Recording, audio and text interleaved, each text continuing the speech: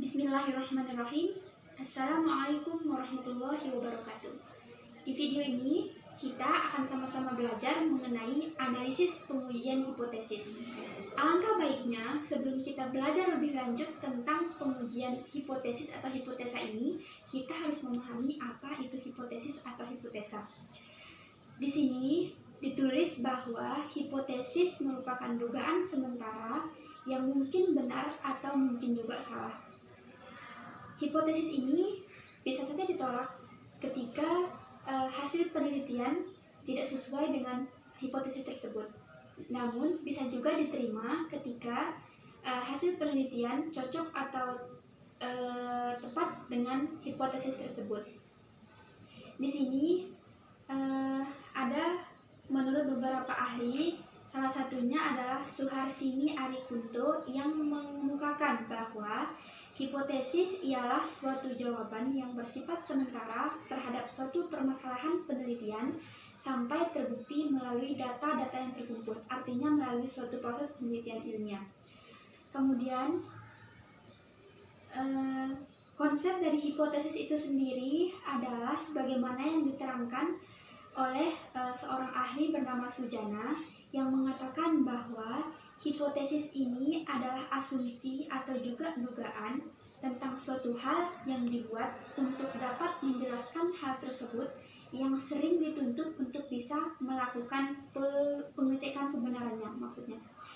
Kemudian setelah kita mengetahui definisi konsep dari hipotesis, maka kita bisa mengambil kesimpulan bahwa hipotesis ini adalah dugaan atau jawaban sementara yang masih memerlukan pengecekan kebenarannya itu melalui penelitian ilmiah.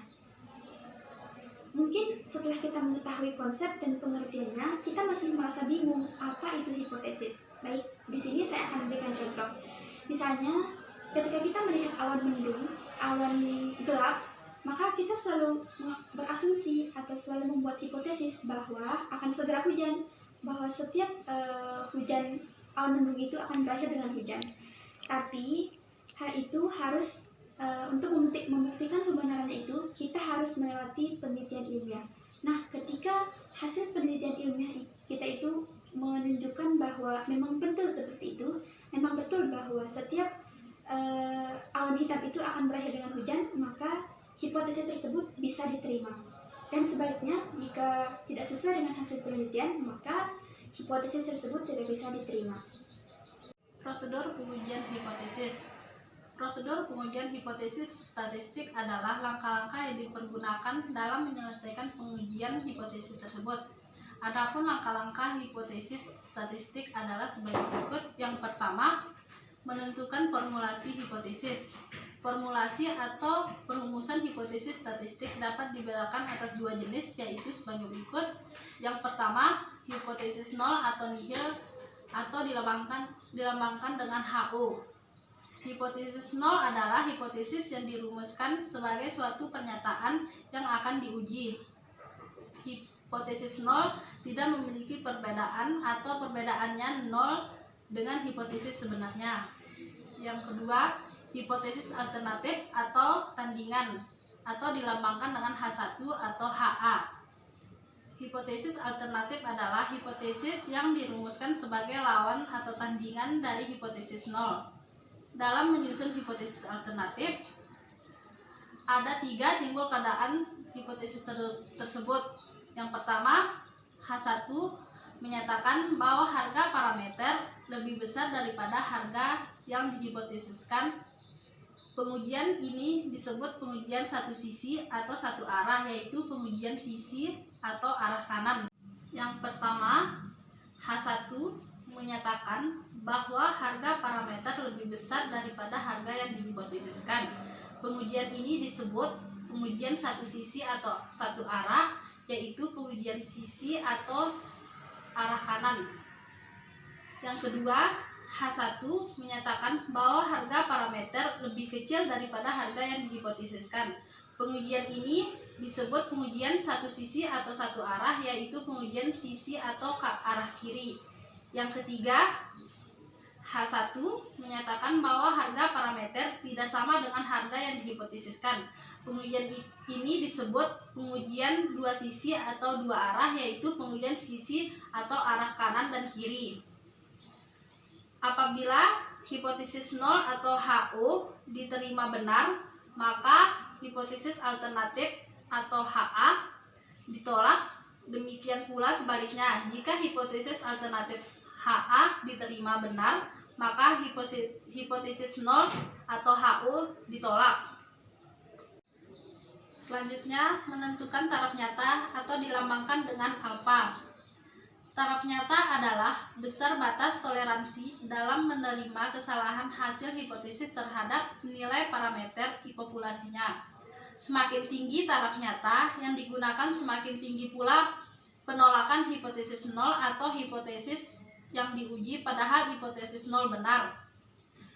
Yang kedua, besaran yang sering digunakan untuk menentukan taraf nyata dinyatakan dalam persen, yaitu 1% sama dengan 0,1, 5% sama dengan 0,05, dan 10% sama dengan 0,1. Sehingga secara umum taraf nyata dituliskan sebagai alfa 0,01, alfa 0,05, dan alfa 0,1. Besarnya nilai alfa bergantung pada keberanian pembuatan keputusan, yang dalam hal ini beberapa besarnya kesalahan atau yang menyebabkan resiko yang akan ditolerir. Besarnya kesalahan tersebut disebut sebagai daerah kritis pengujian atau critical region of the test, atau daerah penolakan yang disebut dengan region of rejection. Selanjutnya, nilai alfa yang dipakai sebagai taraf nyata dipergunakan untuk menentukan nilai distribusi yang digunakan pada pengujian. Misalnya, distribusi normal dilambangkan dengan Z, distribusi P, dan distribusi X kuadrat. Nilai itu sudah disediakan dalam bentuk tabel disebut nilai kritis. Yang ketiga, menentukan kriteria pengujian. Kriteria pengujian adalah bentuk pembuatan keputusan dalam menerima atau menolak hipotesis nol atau HO dengan cara membandingkan nilai alfa tabel distribusinya atau nilai kritis dengan nilai uji statistiknya sesuai dengan bentuk pengujiannya. Yang dimaksud dengan bentuk pengujian adalah sisi atau arah pengujian.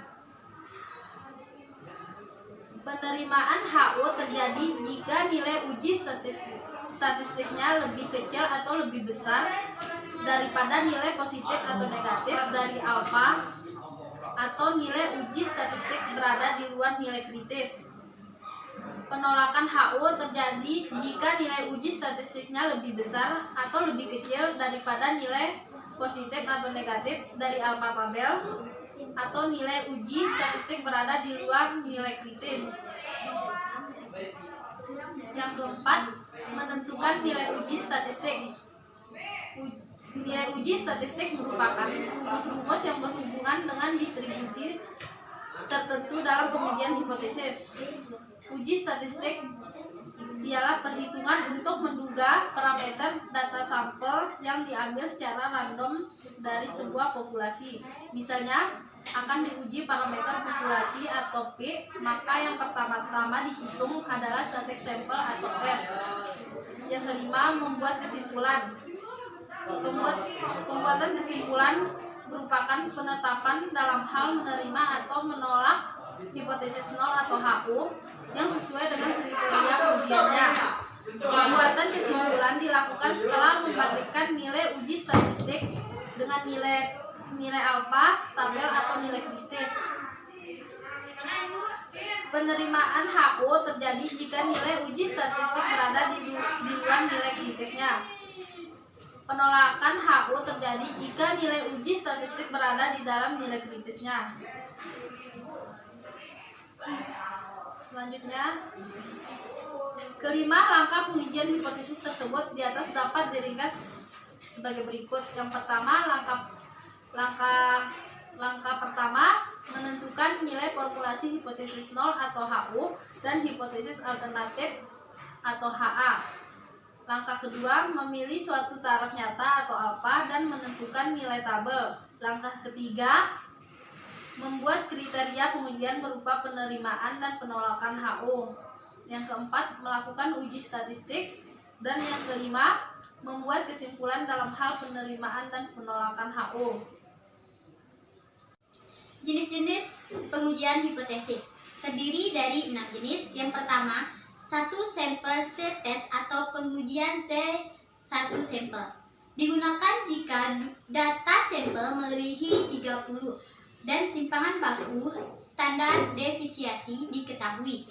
Yang kedua, satu sampel T-test atau pengujian T1 sampel. Digunakan apabila data sampel kurang dari 30 dan simpangan baku tidak diketahui. Yang ketiga, dua sampel T-test atau pengujian T2 sampel. Digunakan apabila ingin membandingkan dua sampel data. Yang keempat, pair T-test atau pengujian pasangan T. Digunakan apabila ingin membandingkan dua pasang data. Yang kelima, satu propagation test atau pengujian proporsi satu sampel. Digunakan untuk menguji proporsi pada satu populasi. Yang keenam, dua propagation test atau pengujian proporsi dua sampel.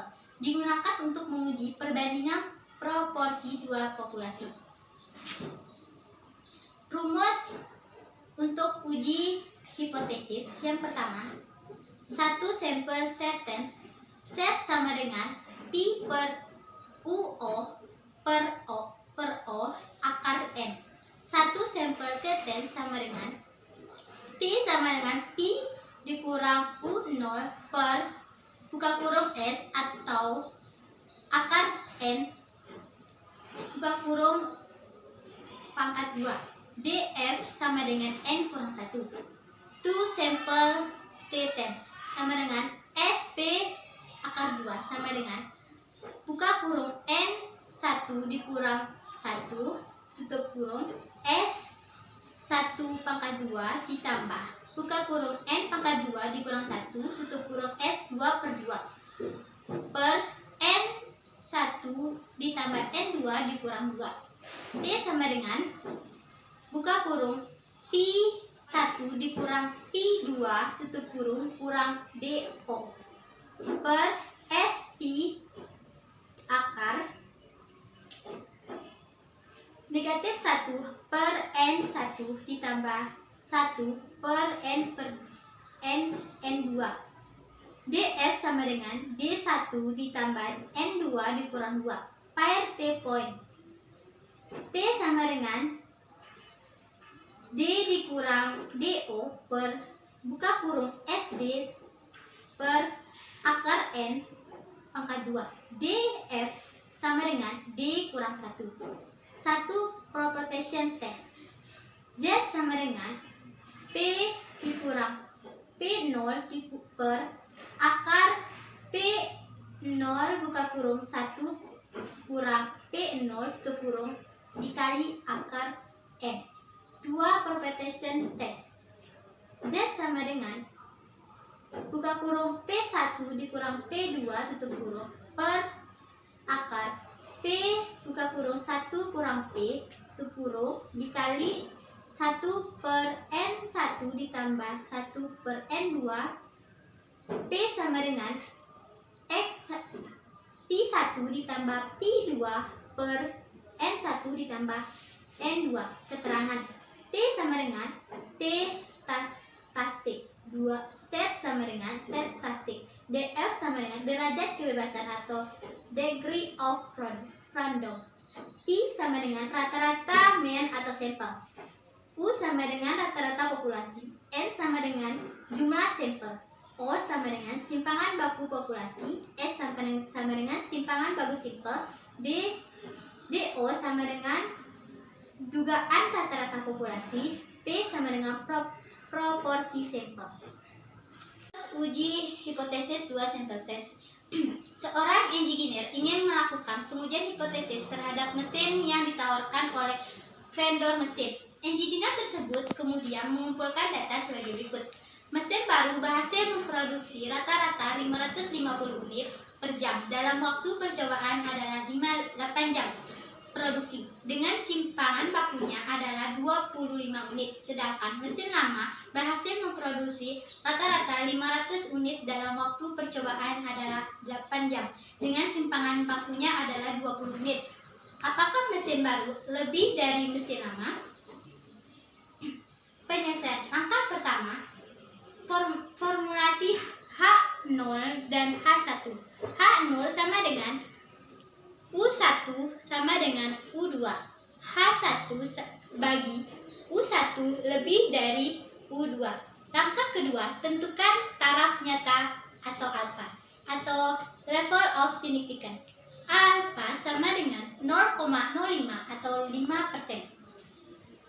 Langkah ketiga, tentukan nilai krisis atau DF sama dengan N1 ditambah N2 dikurang 2. D sama dengan 8 tambah 8 dikurang 2 sama dengan 14.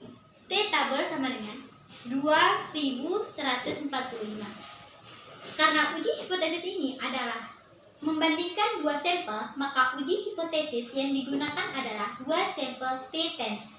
Langkah keempat, nilai hitung statis uji hipotesis.